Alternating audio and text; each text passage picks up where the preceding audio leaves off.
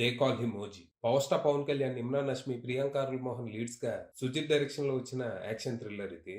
ఈ cinema story ఏంటి, దీని మీద నా ఒపీనియన్ ఏంటనేది ఇప్పుడు తెలుసుకుందాం పదండి. ముందుగా ఈ సినిమా స్టోరీ ఏంటంటే 1940s లో జపాన్ నుంచి ఇండియా తిరిగి వచ్చిన సత్యదాదా అనే వ్యక్తి ఇక్కడ బాంబేలో ఒక పోర్ట్ ఏర్పాటు చేసి పేదలకి అండగా ఉంటూ పెద్ద మనిషిగా ఎదుగుతాడు. తనకి ఆ పోర్టుకి రక్షకుడిగా తన కొడుకైన ఓజస్ గంభీరా ఉంటాడు. గంభీరా సత్యదాదాకి సొంత కొడుకు కాకపోయినా అంతకంటే ఎక్కువ. గంభీరా కూడా సత్యదాదాని, ఆయన ఫ్యామిలీని తన వాళ్ళలా భావించి వాళ్ళ కోసం ఏం చేయటానికైనా సిద్ధపడుతూ ఉంటాడు. వీళ్ళ జోలికి, ఆ పోర్టు జోలికి రావాలని చూసే గ్యాంగులన్నింటినీ ఊచకోతకొస్తూ బాంబే నగరాన్ని హడలెత్తిస్తాడు.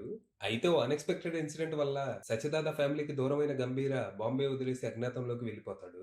అలా సంవత్సరాలు గడుస్తాయి. ప్రస్తుతం ఓమి అనే ఓ ఇంటర్నేషనల్ గ్యాంగ్స్టర్ ఆ పోర్టు కోసం, పర్టికులర్ గా అందులో ఉన్న ఓ కంటైనర్ కోసం సత్యదాదాని చంపాలని ప్రయత్నాలు మొదలు పెడతాడు. ఇక ఈ విషయం తెలుసుకున్న మన గంభీర అజ్ఞాతం వీడి బాంబే తిరిగి వస్తాడు. మరి తర్వాత ఏం జరిగింది? అసలు ఈ ఓజస్ గంభీర ఎవరు? తనకి సత్యదాదాకి ఎలా పరిచయం? తండ్రి కొడుకుల్లా కలిసి ఉన్న వీళ్ళు ఎందుకు విడిపోవాల్సి వచ్చింది? వీళ్ళ మధ్య ఏం జరిగింది? మధ్యలో ఈ ఓమి ఎవరు? తనెందుకు సత్యదాదాని టార్గెట్ చేశాడు? ఆ కంటైనర్ లో ఏముంది? ఇంతకీ ఈ కథలో కన్మని పోషించిన పాత్ర ఏంటి? చివరికి ఓమిని అడ్డుకునే క్రమంలో గంభీర ఎలాంటి విధ్వంసం సృష్టించాడు అనేది మీరు సినిమా చూసి తెలుసుకోవాలి. ఇక ఈ సినిమా పవర్ స్టార్ కి డై హార్డ్ ఫ్యాన్ గా సాటిస్ఫై అయితే చేసింది గానీ, స్టోరీ, స్క్రీన్ ప్లే పరంగా మాత్రం నిరాశపరిచింది. సుజిత్ నుంచి ఇంత వీక్ రైటింగ్ అసలు ఎక్స్పెక్ట్ చేయలేదు.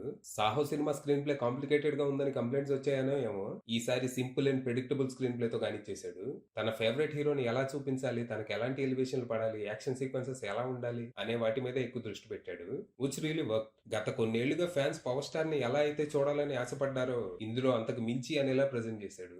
రీసెంట్ టైమ్ లో పవన్ కళ్యాణ్ ఇంత స్టైలిష్ గా ఎవరూ చూపించలేదు. ఆయన స్క్రీన్ ప్రెజెన్స్ నెక్స్ట్ లెవెల్లో ఉంది. హెయిర్ స్టైల్ దగ్గర నుంచి మొదలు కాస్ట్యూమ్స్, ఆయన వాడే వెపన్స్, ఇలా అన్నిటి మీద ప్రత్యేక శ్రద్ధ తీసుకున్నారు. యాక్షన్ సీక్వెన్సెస్ కూడా అదిరిపోయాయి. ఇంట్రడక్షన్ ఫైట్ గానీ, ఇంటర్వెల్ బ్యాంగ్ గానీ, సెకండ్ హాఫ్ స్టార్టింగ్ లో వచ్చే పోలీస్ స్టేషన్ ఎపిసోడ్ గానీ, క్లైమాక్స్ గానీ అతరహో అనేలా ఉంటాయి. ముఖ్యంగా పోలీస్ స్టేషన్ సీక్వెన్స్ లో పవర్ స్టార్ పర్ఫార్మెన్స్ అయితే మ్యాడ్ అంతే. ఆ స్టైల్, స్వాగ్, యాటిట్యూడ్, ఇది కదా పవన్ కళ్యాణ్ అంటే అనేలా ఉంటాయి. ఇక తమన్ బ్యాక్గ్రౌండ్ స్కోర్ అయితే నెక్స్ట్ లెవెల్ అంతే. తన ఎక్స్ట్రాడినరీ స్కోర్ తో ఏమీ లేని సీన్లను కూడా ఏదో ఉంది అని భ్రమపడేలా చేస్తాడు. అన్డౌటెడ్లీ ఇది తన కెరియర్ బెస్ట్ వర్క్ అని చెప్పొచ్చు.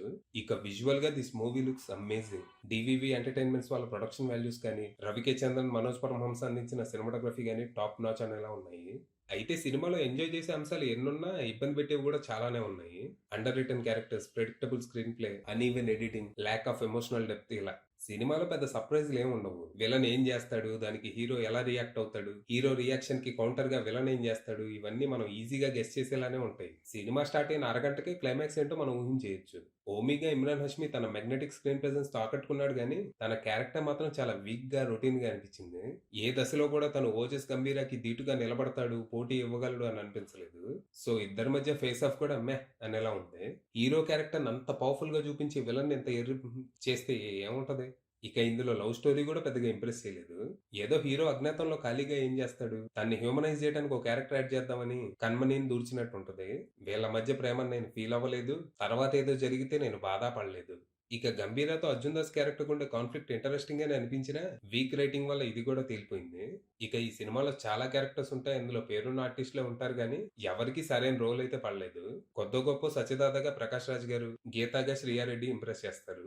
శ్రీయారెడ్డికి అయితే ఓ 2 మంచి పవర్ఫుల్ సీన్స్ పడ్డాయి. ఫైనల్ గా చెప్పేదేంటంటే, ఫ్యాన్స్ కైతే ఈ సినిమా ఫెస్టివల్ లాంటిది. ఫ్యాన్ సర్వీస్ తో పాటు మంచి కథా కథనాలు ఎక్స్పెక్ట్ చేసే వాళ్ళు మాత్రం కొంచెం ఎక్స్పెక్టేషన్స్ తగ్గించుకొని వెళ్తే మంచిది. అంటే ఈ సినిమా మీద అంచనాలు ఆకాశంలో కాదు కదా, అంతరిక్షంలో ఉన్నాయి కదా.